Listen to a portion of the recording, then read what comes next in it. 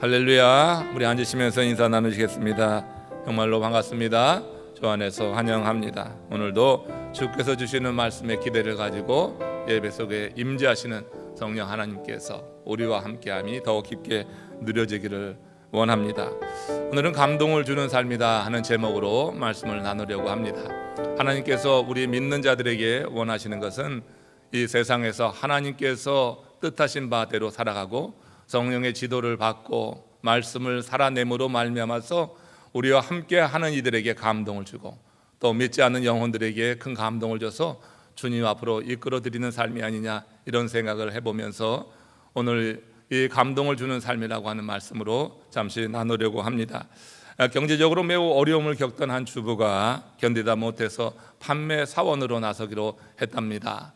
근데 당시 매우 유행하고 있었던 다이어트 식품 판매를 하기 시작했는데 이게 생각처럼 잘 되지가 않는 거예요. 그래서 고민하고 어느 날 남편과 의논을 하며 조언을 구했습니다. 그 조언을 구했더니 남편이 하는 말이, 내가 당신에게 듣기 좋은 말을 해주기 원하오, 아니면 바른 말을 해주기 원하오, 이렇게 남편이 아내에게 물었어요. 그러니까 아내가 하는 말이 바른 말을 해달라고, 이 상품 판매를 늘릴 수 있는 바른 말을 해달라고 그렇게 요청을 하는 겁니다. 그러니까 남편이 이제 그 아내가 이제 판매할 때 쓰는 전단지를 가져다 놓고 말을 하는 거예요. 문제는 뭐냐면 당신 모습이 이 전단지에 비포와 애프터 모습이 있는데 그 비포의 모습에 더 닮아 있다고 하는 거예요 하면서 그 아내에게 말했다고 하는 거예요. 사실 여러분, 다이어트 식품을 판매하는 판매원에게 그것은 굉장히 중요한 일 아니겠어요? 가장 중요한 판매 전략이라고 한다고 하면은 식품을 먹고 변화된 모습, 슬림하게 변화된 모습을 이제 보여주는 것이 아마 판매에 큰 효과를 가져오게 될 것입니다. 사람들이 감동하고 지갑을 여는 것은 말이 아니라 우리의 삶의 어떤 변화된 모습을 통하여서 그렇게 감동을 받는다고 하는 거죠. 영적인 의미에서 보면 우리는 다 복음 판매원이다 말할 수 있습니다. 구원 얻은 하나님의 사람들이 이 땅에 하나님께서 주신 생명을 이렇게 누리는 것은 그냥 나만을 위한, 자신만을 위한 삶이 되어서는 결코 안 되는 것이죠. 주님께서 말씀하신 대로 이제 땅 끝까지 이르러 주의 복음을 전해야지 되는데, 그런 의미에서 우리는 영적인 판매원, 복음 판매원이라 말할 수 있습니다. 그런다고 하면은 우리도 실적을 올리려고 한다고 하면은 우리 삶에 어떤 변화된 모습이 있어야지 되지 않을까.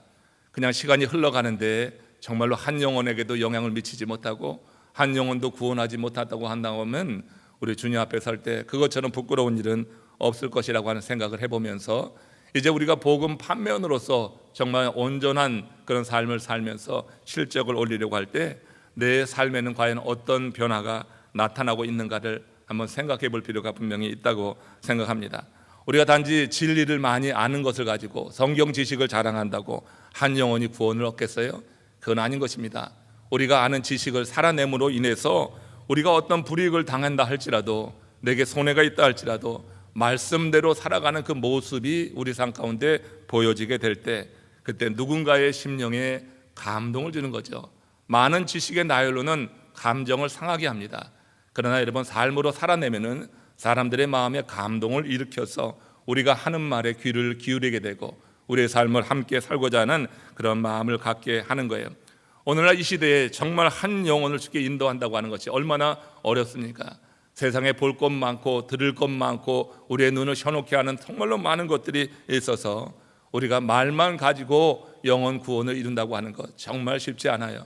삶이 동반되지 않으면은 거의 불가능하다, 이렇게 생각할 수도 있을 것입니다. 그래서 로마서 12장 2절에 보면 사도 바울도 그런 말씀을 합니다. 이 말씀이 꼭 오늘 이 시대에 꽉 맞는 그런 말씀이라기보다도 이제 예배와 관련해서 주는 말씀이지만 의미가 있습니다. 같이 읽어보겠습니다. 너희는 이 세대를 본받지 말고 오직 마음을 새롭게 함으로 변화를 받으라.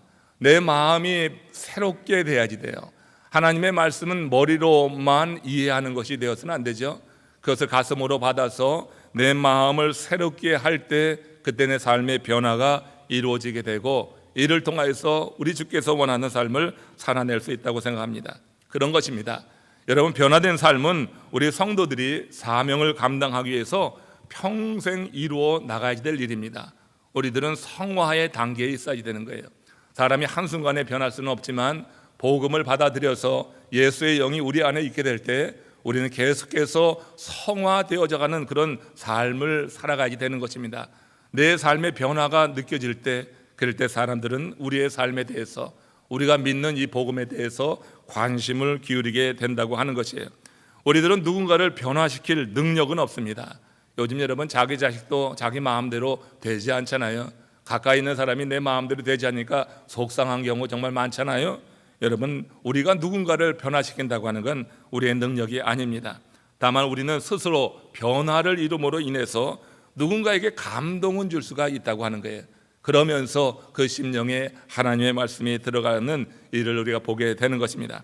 이런 의미에서 사도 요한은 오늘 본문에서 우리를 향해서 진리대로 살라고 그렇게 외치고 있습니다.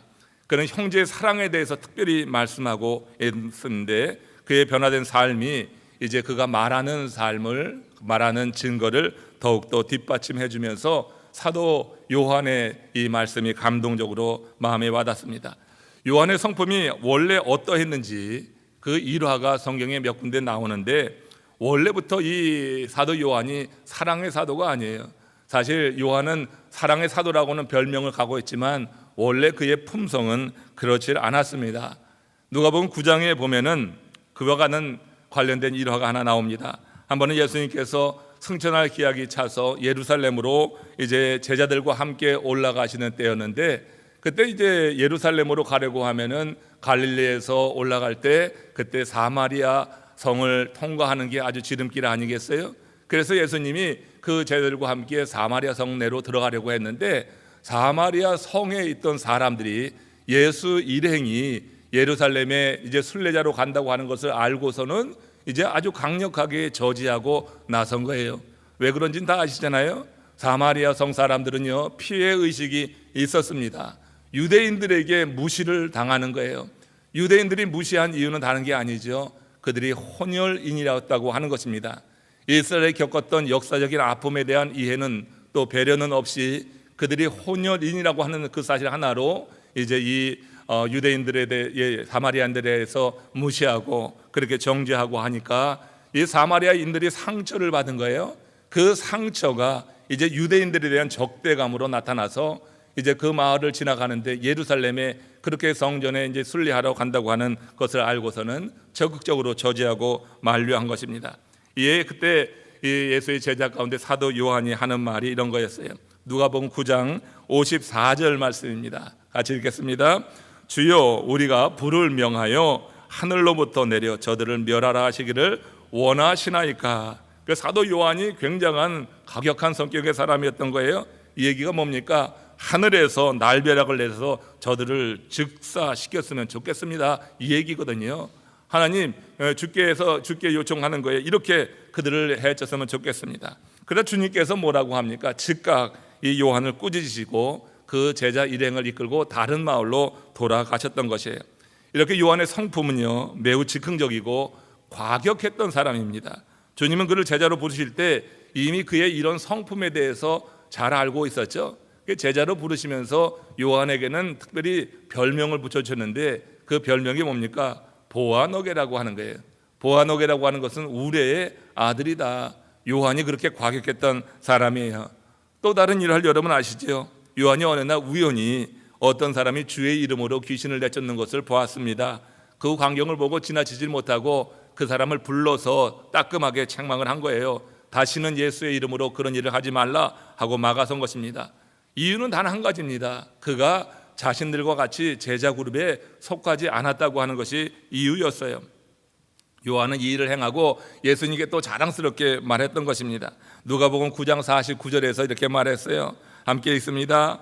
요한이 여짜오되 주여, 어떤 사람이 주의 이름으로 귀신을 내쫓는 것을 우리가 보고 우리와 함께 따르지 아니함으로 금하였나이다. 우리 편이 아니기 때문에 예수의 이름으로 귀신을 내쫓는 것을 내가 막았습니다. 여러분, 예수의 이름으로 귀신을 내쫓았으면 잘한 거 아닙니까? 예수님께서 이 요한에게 대해서 또다시 책망을 하시면서 그의 배타적이고 편협한 행위에 대해서 이렇게 말씀을 하십니다. 누가복음 9장 50절입니다. 예수께서 이르시되 금하지 말라. 너희를 반대하지 않는 자는 너희를 위하는 자니라. 사도 요한은 그야말로 예수의 이름을 마치 특허권을 얻은 것처럼 자기들만 사용해야 된다고 생각하고 있었어요. 그래서 예수의 이름으로 귀신을 내어쫓으면 한 영혼이 귀신 들린 거 얼마나 고통스러운 일이에요. 그 귀신이 나갔으면 잘한 일인데, 그런데 그 일에 대해서 이처럼 배타적인 마음을 가지고 이렇게 적대적으로 그 일을 행하는 자를 책망하고 만류하는 이런 성격의 사람이었다고 하는 게, 한마디로 그는 즉흥적이었습니다. 과격했습니다. 배타적이었습니다. 편협한 성격의 이 요한이 바로 그런 인물이었어요. 예수님을 통해서 하나님의 크신 그 사랑을 받기 전에, 십자가의 그 사랑에 대해서 진실로 그 마음으로 온전히 믿음을 갖기 이전에 요한은 이런 사람이었어요.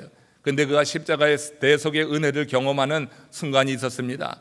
그 은혜를 경험하고 성령의 인도하심과 충만한 가운데 완전히 새로운 사람이 됐어요. 그래서 오늘 본문에 보면은 이런 고백을 하기에 이런 것입니다. 요한일서 4장 19절입니다. 우리가 사랑함은 그가 먼저 우리를 사랑하셨습니다. 우리가 사랑하는 이유는 그가 먼저 우리를 사랑하였다. 이 얘기가 뭐냐면 사도 요한이 지금 주님의 큰 사랑을 경험했기 때문에 할 수 있는 이야기입니다. 지금 그는 형제의 사랑에 대해서 이야기하고 있어요. 형제들 위해 군림하려고 했던 사람입니다. 그들보다 높은 자리에 있으려고 했던 사람인데, 그가 주의 사랑, 십자가의 은혜를 경험하고 나서 이렇게 말을 하고 있어요. 우리가 사랑하는 것은 그가 먼저 우리를 사랑하였기 때문이다. 이후 요한은 요한 1서를 쓰고 2서를 쓰고 3서 요한 복음까지 기록했는데, 그때 여러분 이 사랑을 얼마나 강조했어요. 그 사랑을 강조했을 뿐만 아니라 그 사랑을, 희생을 무릅쓰고 실천한 사람이 바로 사도 요한입니다. 요한은 변화된 삶을 갖고 있는, 삶의 증거가 있는 제자였다고 하는 것이죠. 사랑은 희생과 비례한다는 말이 있는데, 그는 이 믿음을 실천했고 이 말을 시정했고 이런 말까지 남기게 되었어요. 요한일서 4장 20절에서 하는 말씀입니다. 같이 읽습니다. 누구든지 하나님을 사랑하노라 하고 그 형제를 미워하면 이는 거짓말하는 자니, 보는 바 그 형제를 사랑하지 아니하는 자는 보지 못하는 바 하나님을 사랑할 수 없느니라. 저는 여러분 모두가 하나님을 사랑한다고 믿습니다. 그러면 하나님 사랑하는 것이 어떻게 증명되어야 된다고요? 형제를 사랑해야 된다. 내가 형제에 대한 관심도 없고 사랑도 없으면 그 하나님 사랑이라고 하는 것은 거짓된 것이다. 거짓말을 하는 것이다. 형제에 대한 관심이 얼마나 있는가, 오늘 우리가 이 말씀을 통하여서 생각해 보면서 우리가 복음 판매자로 나서려고 할 때 이게 하나의 기준이 될 수 있겠다. 형제에 대한 사랑, 공동체 안에서의 사랑뿐만 아니라 공동체 바깥에 있는 하나님이 관심을 갖고 있는 이들에 대한 그 사랑까지, 이것이 여러분 복음 판매자로 실적을 높일 수 있는 매우 중요한 기준이 될 수 있다 하는 것을 우리가 분명히 알아야 될 거예요.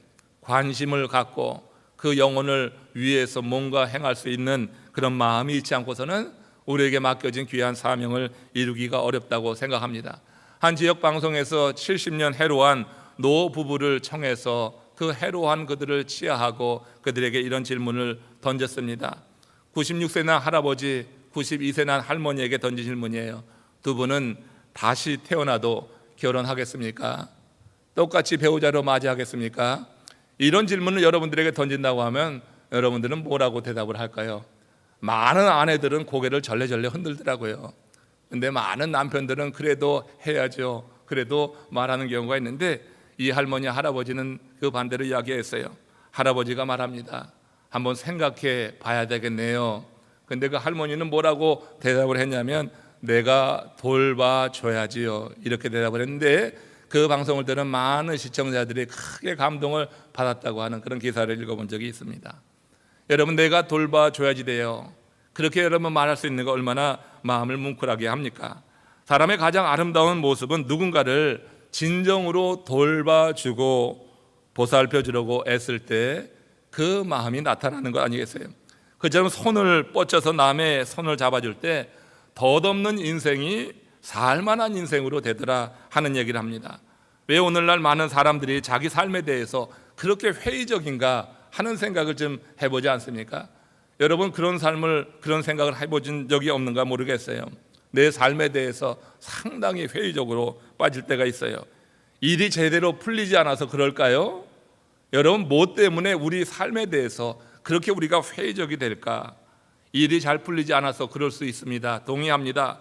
그러나 심리적인 차원에서 더 큰 뜻을, 이유를 찾아본다고 하면 그게 아니라고 하는 거예요.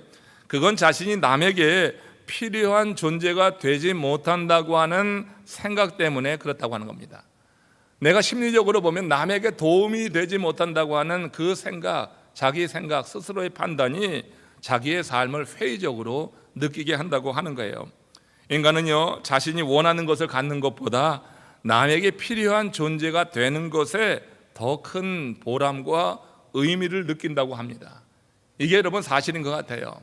내 자신이 원하는 것을 많이 가져서 내 삶에 보람과 의미가 있고 그 행복한 것이 아니라 남에게 정말로 필요한 존재로 내가 지금 살고 있다고 하는 인식이 될 때 그 삶의 의미와 그 삶의 보람과 행복을 느낄 수 있다고 하는 거예요. 여러분 우리가 진실로 주님의 특별한 은혜 안에서 이렇게 남의 필요를 채울 수 있고 남에게 필요한 존재가 될 수 있다고 하면은 그러면 하나님께서 그 삶을 얼마나 귀하게 여길까 우리는 충분히 생각을 해볼 수가 있어요. 우리가 여러분 이렇게 남에게 필요한 존재가 된다고 하는 것이 그 삶의 보람이 되기 때문에 믿지 않는 많은 사람들도요 자원봉사 많이 하는 것입니다. 우리 교회 여러분 오병이어 사역 매주 토요일에 정말 여러분 힘있게 잘 감당하시고 얼마나 아름답고 좋은 모습인지 모릅니다. 그런데 우리 오병이어 사역에 점점 외부에서 믿지 않는 사람들이 같이 참여해서 매주 참여하는 분도 계시고 또 간헐적으로 참여하는 분도 계시지만 이렇게 주변 이웃에서 함께 참여하시는 분들이 계셔요. 정말 와서 땀 흘리고 누구보다도 열심히 앞서서 봉사합니다. 믿음은 갖고 있지만 이렇게 봉사하고 구제하는 삶을 통하여서 뭘 느끼는 걸까요? 나도 남에게 필요한 존재라고 하는 그런 심리적인 이런 충족감을 느끼는 겁니다. 그러니까 여러분 그렇게 매주 토요일날 얼마나 할 일 많아요. 주말에 평소 직장 다니다가 주말이 돼서 그렇게 나와서 섬기는 게 쉽지 않잖아요. 자기 돈 들여가면서 가스비 들어가면서 여기까지 와서 한 3시간 정도를 그렇게 섬긴다고 하는 거 정말 쉬운 일이 아니에요. 남에게 필요한 존재가 된다고 하는 이 인식이 자기 안에 있기 때문에 그러니까 이 일을 하면서 기쁜 거예요. 힘들어도 감사한 거예요. 그러면서 살아가는 게 인생이에요. 여러분 남에게 손을 뻗쳐서 손을 잡아줄 수 있다고 할 때 덧없는 인생이 살만한 인생이라고 스스로 그렇게 생각하는 것, 이거 심리적인 단계에서 그런 거예요. 물론 여기서 더 나아가지 될 것입니다. 그러나 이와 같은 단계를 거쳐서 그 안에 하나님의 말씀이 떨어지고 우리가 삶으로 그들에게 이제 복음을 증거하게 될 때 그 영혼의 진짜로 기쁜 것, 감사한 것이 무엇인지 알게 되면서 함께 믿음의 삶을 살아갈 것이 아니냐 이런 생각을 해요. 요한요 매우 과격하고 배타적이고 편협한 성품의 사람이었어요. 그가 은혜를 알기 전에 예수의 사랑을 알기 전에 그는 인간적으로 일하려고 했습니다. 다른 사람을 사랑하며 포용하는 그런 사람이 아니었어요. 남들 위해 군림하는 사람이었어요. 입신양명에 관심이 있는 사람이었어요. 그가 주의 사랑을 경험하고 완전히 변화된 모습, 그 이전과 이후의 모습이 달라진 것을 누가 봐도 알게 되었습니다. 그러자 그가 자기가 원하는 것을 내려놓게 되었고 이제 주께서 원하는 것을 위해서 살기로 작정하는 그런 삶의 변화가 아주 구체적으로 나타나게 된 거예요. 요한은 자기가 원하는 것만을 추구할 때는 긴장하고 조급하고 불안했어요. 내가 원하는 것을 갖지 못하면은 마음의 분노까지 일어났어요. 그러던 그가 이제는 어떻게 됩니까? 주께서 원하는 것을 추구하며 살아가게 되면서 자족하게 되었어요. 그러면서 다른 사람들에게는 감동을 주게 됐어요. 내가 누군가에게 감동을 준다고 하는 것은 내 자신만을 위해서 내가 원하는 것만을 추구할 때는 절대 감동을 줄 수가 없잖아요. 그런 것입니다. 우리 믿음의 사람들이 주께서 원하는 그 일을 감당하게 될 때 그때 여러분 긴장도 조급함도 불안도 사라져요. 우리가 여러분 살면서 이런 긴장과 불안하고 남들보다 뒤처지는 것 같을 때 그것으로 인하여서 스트레스를 받고 그 안에 분노가 일어난다고 하면은 우리 자신을 한번 되돌아봐야 될 거예요. 주께서 원하시는 삶을 추구할 때 그때 여러분 자족이라고 하는 은총을 하나님이 우리에게 특별히 허락하여 주시는 것입니다. 그리고 그 일을 하면서 쓰는 시간과 물질에 대해서 아까워하지 않고 정말로 하나님이 주시는 그런 힘으로 그 모든 일을 감당하게 되는 것을 보게 돼요. 이와 관련해서 한 성령이 그런 말을 했습니다. 그가 신앙을 갖기 전에는 자기를 위해서 자기를 사랑했다고 하는 거예요. 근데 신앙을 갖고 성숙하게 되어지고 변화되어 가면서 주님을 위해서 자기를 사랑했다고 하는 거예요. 여러분, 자기를 위해서 자기를 사랑하는 것과 주를 위해서 자기를 사랑하는 것, 자기를 사랑한다고 하는 것엔 공통점이 있어요. 자기를 사랑하는 것은 다 똑같아요. 그러나 자기를 위해서 자기를 사랑하는 사람과 주를 위해서 자기를 사랑하는 사람은 천양지차의 삶의 모습을 갖게 되는 거예요. 그렇지 않습니까? 자기를 위해서 자기를 사랑하는 사람들은 정말 탐욕이 원인이요 동기가 되는 겁니다. 그 자기를 위해서 자기를 사는 사람은 그건 육적인 것을 추구하는 사람이에요. 그러니까 주를 위해서 자기를 사랑하는 사람은 어떻게 됩니까? 이건 여러분 탐욕이 원인이 아닙니다. 말씀이 동기가 되는 거예요. 영적인 것이 동기가 되는 거예요. 육적인 동기에서 자기를 사랑하는 사람과 영적인 동기에서 자기를 사랑하는 사람의 삶의 열매는 전혀 다르게 나타나는 것을 여러분 아시겠죠? 우리가 믿음의 삶을 산다고 하는 것은요, 자기를 위해서 자기를 사랑하던 사람이 점점 하나님의 말씀에 녹아지고 그 말씀이 스며들고 성령이 그를 성숙하게 해 나갈 때 변화되는 거예요. 그게 주를 위해서 자기를 사랑하는 거예요. 여러분, 여러분을 사랑하시기를 주의 이름으로 축원합니다. 그게 여러분 내 욕망과 탐심이 원인이 아니라 주님께서 나를 위해서 십자가의 대속의 죽음을 죽었다고 하는 이 기막힌 사실이 믿어지기 때문에 그런 거예요. 예수 그리스도의 대속의 은혜가 믿어지는 거예요. 나 같은 존재가 뭐라고 예수님께서 그 고귀한 피를 흘려서 내 죄를 사하셨는가, 그래서 나를 사셨는가 하는 이와 같은 믿음이 동기가 되니까 내 자신이 귀하게 여겨지는 거예요. 나를 위해서 나를 사랑하는 사람은 그 육적인 사랑에 매여 있어서 인간의 탐욕과 쾌락을 추구하며 자기를 사랑해서 결국은 그 영혼이 파멸에 이르게 되지만, 여러분 영적인 동기가 되어서 자기를 사랑하게 될 때 하나님의 그 큰 사랑을 받았으니 내 자신이 귀하게 여겨지는 거예요. 내 자신을 새롭게 보는 거예요. 내가 그렇게 가치 있는 존재라고 하는 인식 속에서 나를 사랑하는 것과 내 욕망을 채우기 위해서 나를 사랑하는 것은 전혀 다른 것입니다. 여러분, 사도 요한의 변화가 그런 거예요. 사도 요한이 보아너게라고 하는 별명을 가졌을 때만 해도 자기를 위해서 자기를 사랑했어요. 예수님과 함께 그 예수님이 십자가에 고난당하는 그 길을 가갈 때도 제자들과 함께 뒤에 머물려서 누가 더 첫째냐 하는 것을 다툴 때만 해도 그랬습니다. 그러나 여러분, 예수님께서 십자가의 대속의 죽음을 정말 죽으시고 부활하시고 이 모든 과정 속에서 요한이 예수의 사랑을 깊게 경험하고 부활하신 주님으로 말미암아 그 사랑을 확증하게 될 때 그때 삶의 변화가 나타나는데 완전히 변화가 나타나는 거예요. 이제는 자기를 위해서 자기를 사랑하지 않습니다. 주를 위해서 자기를 사랑하다 보니까 주께서 원하시는 곳에 내려갈 수가 있는 거예요.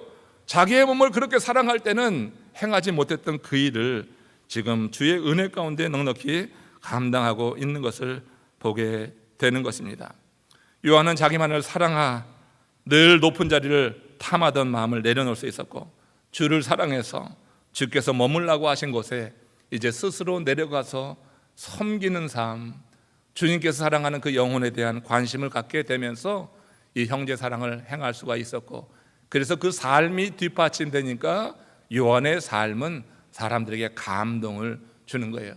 단지 입만 그저 속된 말로 놀려서 하는 것이 아니라, 내 지식의 나열로 내를 자랑하려고 하는 것이 아니라 주의 말씀이 그 속에서 녹아들고 그 사랑을 직접 경험한 그 사람이 행하는 그 모든 말이 사람들의 마음을 움직이는 능력이 있게 되는 것을 보는 것입니다.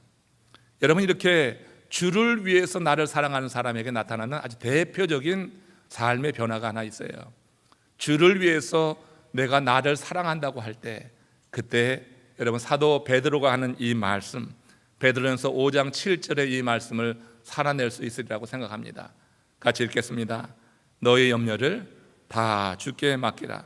이는 그가 너희를 돌보심이라. 우리가 사람의 돌보심을 받아도 행복해요. 내가 돌봐줘야죠. 그 할머니의 말처럼 그런 말만 들어도 그 할아버지는 행복했을 거예요. 여러분, 사람의 돌봄을 받는다고 하는 인식만 가져도 인생이 새롭게 열려집니다. 그런데 여러분, 영안이 늘려서 주께서 나를 돌보신다고 하는 이 믿음을 갖게 되면 어떨까요? 사람이 나같이 유약하고 또 한계가 있는 인간이 돌봐줘도 그것이 삶을 새롭게 하는데, 정말 주님께서 나를 돌보신다고 하는 거예요.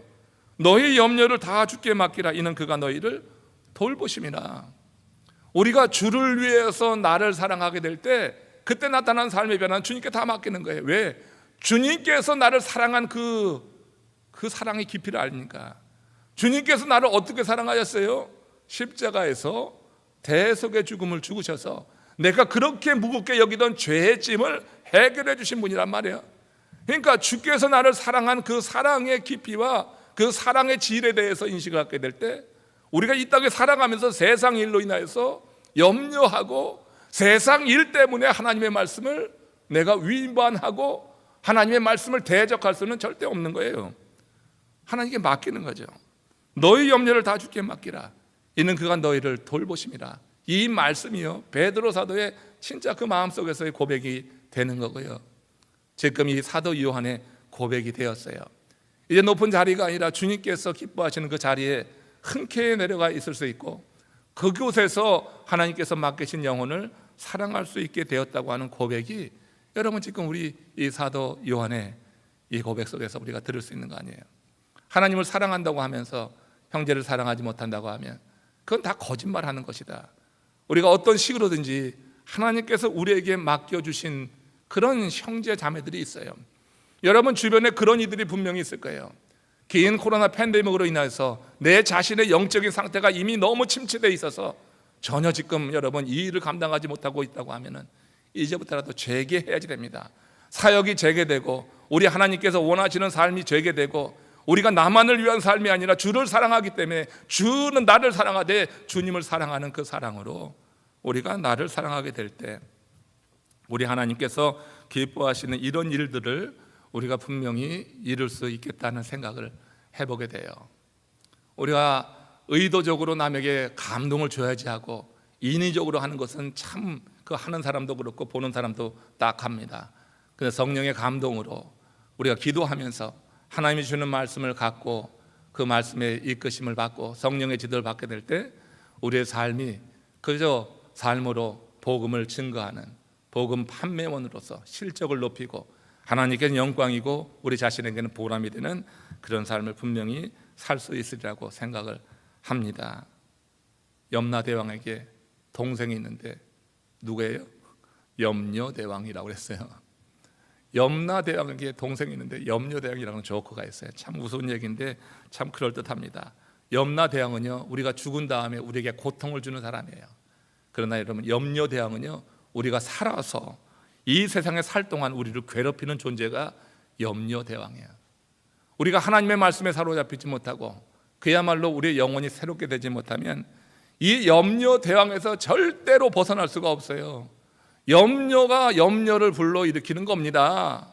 지금 여러분 사도 베드로가 하는 말을 여러분 그저 귀전으로 듣지 마세요. 이건 정말 구원 얻은 하나님의 사람들의 하나의 증거입니다. 염려를 맡긴다고 하는 것, 나를 사랑하시는 그분께 염려를 맡긴다고 하는 것, 나를 위해서 십자가의 대속의 죽음을 죽으신 예수 그리스도, 그분이 보내신 성령에게 내가 염려를 맡길 수 있다고 하는 것, 이건 여러분 우리가 정말로 구원을 얻고 하나님을 사랑한다고 하는 증거가 될 거예요. 내가 주께 염려를 맡긴다고 하는 것은 주를 사랑하는 증거가 충분히 되는 것이 바로 그것이 주의 말씀을 믿음으로 가능한 일이 됐기 때문에 그런 겁니다. 우리가 하나님을 사랑하는 것은 어떻게 사랑해요? 다른 거 아니잖아요. 하나님의 말씀을 우리가 청종하는 게 하나님을 사랑하는 거예요. 그렇기 때문에 여러분 우리가 염려하고 있다고 하면은 그건 하나님을 사랑하지 못하는 또 다른 증거가 되는 거예요. 그래서 우리가 이렇게 살아생전에 우리를 괴롭히는 염려 대왕에게 사로잡혀서 그렇게 질질 이끌려가지 말고 하나님의 말씀이 우리를 다스리고 성령의 역사와 인도하신 가운데 우리가 분명히 염려 대왕을 무찌르고 이 세상에 주님께 모든 염려를 맡기면서 하나님의 권고를 믿고 하나님의 돌보심을 믿고 그 안에 살아가면서 데살로니가전서 5장 16절에서 18절에서 사도 바울이 저 베레아에서 아덴에서 또 고린도로 피신해 가면서 그렇게 험한 인생, 정말로 힘든 인생을 살면서도 외쳤던 이 고백을 우리가 행할 수 있어야 될 거예요. 항상 기뻐하라. 쉬지 말고 기도하라. 범사에 감사하라. 이것이 그리스도 예수 안에서 너희를 향하신 하나님의 뜻이니라. 우리의 삶이 어떻게, 내 환경이, 여건이 어떻게 변해가든지 우리 안에 정말 세상 것으로는 절대 건드릴 수 없는 이 기쁨과 이 기도하는 은혜와 또 감사하는 마음, 이것은 우리 하나님 안에서 우리가 특별히 누리는 특권이요 축복이라고 생각을 합니다. 야외 예배에 나가서 자주 부르는 찬송 가운데 참 아름다워라 하는 찬송이 있어요. 이 찬송의 영어 제목이 이겁니다. This is my Father's world. 이 세상이 내 아버지 하나님이 창조하신 세상이다.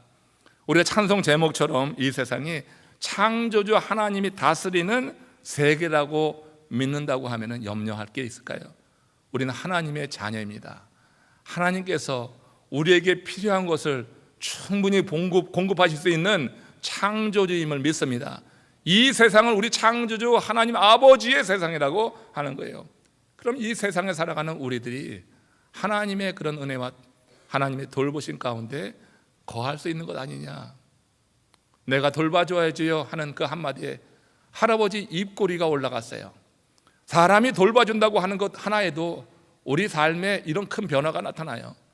그러면 우리가 믿음 안에서 하나님 아버지가 창조하신 이 세상에 살아가는 하나님의 자녀요, 지금 말씀하신 대로 하나님께서 우리의 모든 염려를 돌보시고 권고하실 것이다 하는 그런 믿음을 갖고 있다고 하면 이 세상이 정말 험하게 내 삶의 여건이 변해간다 할지라도 하나님께서 우리를 긍극적으로 온전하게 세우시는 믿음으로 승리해 나가게 되리라고 믿습니다.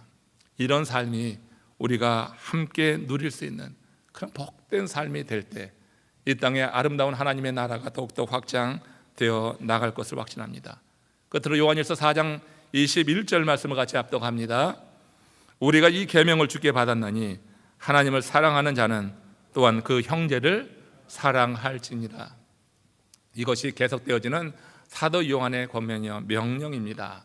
하나님을 사랑한다고 하면은 계명을 지켜야지 됩니다.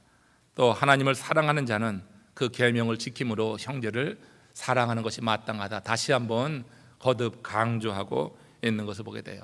형제 사랑은 서로를 살리는 것입니다. 서로에게 큰 힘이 되고 능력이 되는 것입니다. 몇 해 전에 우리 가까운 지역에 포트 피어스라고 하는데 그곳에 한 젊은 부부가 쌍둥이를 낳습니다. 쌍둥이를 낳는데 그 형이 호크고 동생이 메이슨이라고 하는 그런 쌍둥이를 낳았어요. 근데 태어나면서 동생과 달리 그 형은 선천성 횡막 탈장이라고 하는 불치병을 앓게 되었어요. 그래서 출생 후부터 집중 치료를 받게 됐던 것입니다. 부부는 생사를 오가는 그런 호크를 지키느라고 메이슨에게는 등한히할 수밖에 없었어요. 신경을 쓸 수가 없었던 거죠. 그런데 어느 날 메이슨이 그 동생이 심하게 울기 시작하는 것입니다. 형 호크를 돌보던 그 엄마가 몹시 당황하게 되었어요. 메이슨이 막 울고 그러니 그러자 이 간호사가 이런 조언을 하는 겁니다.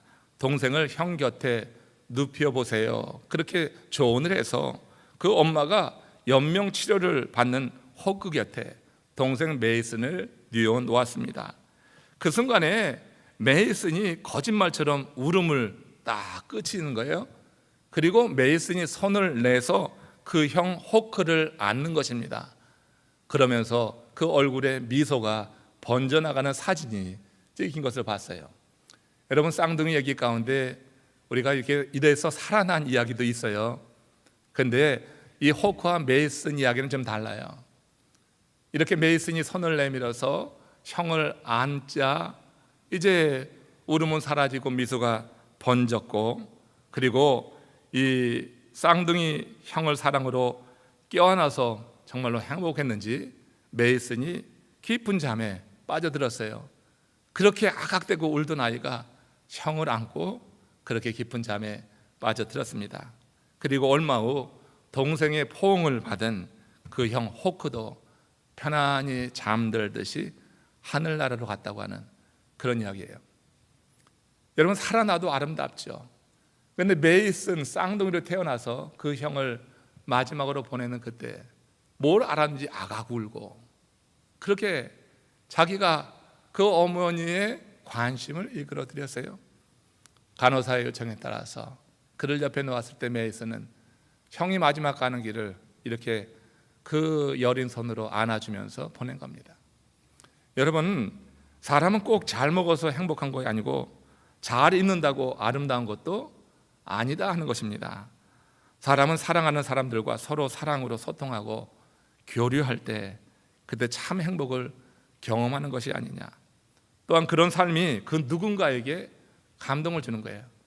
그런 삶을 의도적으로 기획하고 해서 사는 것이 아니라 하나님의 말씀이 우리 안에 들어와 스며 있어서 그 하나님의 말씀이 우리를 그렇게 이끌어가서 그렇게 주의 사랑을 가지고 소통하고 또 교류하게 될 때 이 아름다운 모습에 감동받고 그 삶을 살아가는 그 이가 믿는 그 하나님에 대해서 관심을 갖게 되는 그 영혼들이 있게 되더라. 우리가 정말 힘든 인생을 1년 이상 살아왔습니다. 긴 터널, 이제 좀 완전히 벗어났으면 좋겠어요. 이제 더 이상 염려하지 말고 하나님께 더욱더 가까이 하고 하나님을 찬양하고 하나님의 말씀과 계명이 우리 안에 스며들고 그 계명으로 살아가면서 형제를 사랑하고 나만을 사랑하는 나의 사랑이 아니라 주를 사랑하기에 나를 사랑해서 그 사랑의 그 깊은 맛이 우리 주변에 번져가고 그 누군가의 심령에 새겨져서 그의 영혼이 구원받는 일을 이루는데 우리가 쓰임받기를 원합니다. 하나님의 사람은 그리 살 때 하나님께서 기뻐하시는 영혼이라 분명히 믿습니다. 우리가 지금 겪고 있는 우리 한인교회의 여러 가지 어려움도 여러분 함께 생각하시면서 우리 김호빈 장로님이 기도해 주셨지만 서부의 세교회 아무리 생각해도 핍박받는 거고 박해받는 겁니다. 여러분들이 그 교회와 목사님을 위해서 같은 마음으로 기도해 주십시오. 같이 기도로 동참하시면서 우리의 사랑, 어려움 겪는 그곳에 전해져서 이제 모든 것이 다시 정상으로 돌아오고 교회도 회복되고 목사님들도 받은 상처가 회복되고 그래서 하나님의 나라가 더욱더 확장되는데 더 크게 힘써 나갈 수 있도록 우리가 주의 사랑을 가지고 그렇게 함께 기도하며 함께 관심을 갖고 주 앞에 구할 수 있기를 원합니다. 이 한 주간 더욱더 주의 사랑이 그렇게 깊어져서 여러분의 삶을 통하여서 감동을 주는 삶을 누리시기를 주님의 이름으로 축원합니다. 우리 다 같이 합심으로 기도하시겠습니다.